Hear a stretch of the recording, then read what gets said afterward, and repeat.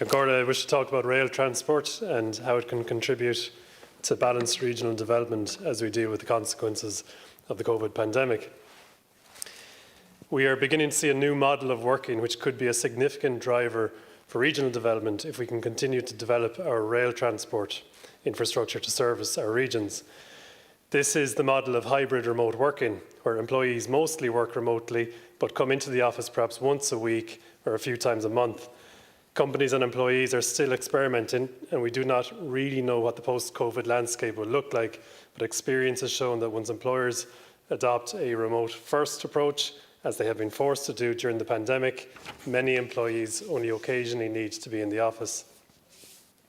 Hybrid remote working offers people who live in the capital for employment reasons to move out to our regions where they can enjoy a better quality of life, and our rail infrastructure can be a key enabler to make that happen. Progress has been made in modernising our rail network to make the capital more accessible from our regional cities. Cork and Galway are now just over 2.5 hours by rail to Dublin. Limerick and Waterford are just over 2 hours. But I believe it is possible, with fairly boring, continuous engineering improvements, to increase speed so that all our regional cities are under 2 hours from Dublin. Once the spine of our network is upgraded, we can look at a continuous programme of reopening lines, reorientating our bus services to feed into this network, with a particular focus on funding local link to increase the accessibility of rural towns and villages. Equally, we need to improve connectivity within our regions, increasing the level of service between Galway and Waterford through Clare, Limerick and large towns in South Tipperary, such as Cahir, Clonmel and Carrick-on-Suir, and on the line in North Tipperary through Roscrea and Neenah.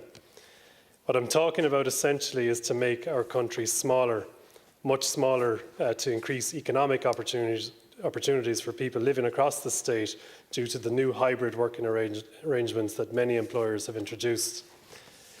Rail can also drive the development within our cities and regions. In Limerick, we have an opportunity to reopen lines. I am hoping that we can reopen the Limerick-Adare rail line in time for the prestigious Ryder Cup, which is to be held in Adare Manor on its 100th anniversary in 2027. Simultaneously, we can reinstate the line further to Foynes to enable the ambitious plans for expanding the port to drive the offshore renewable energy revolution.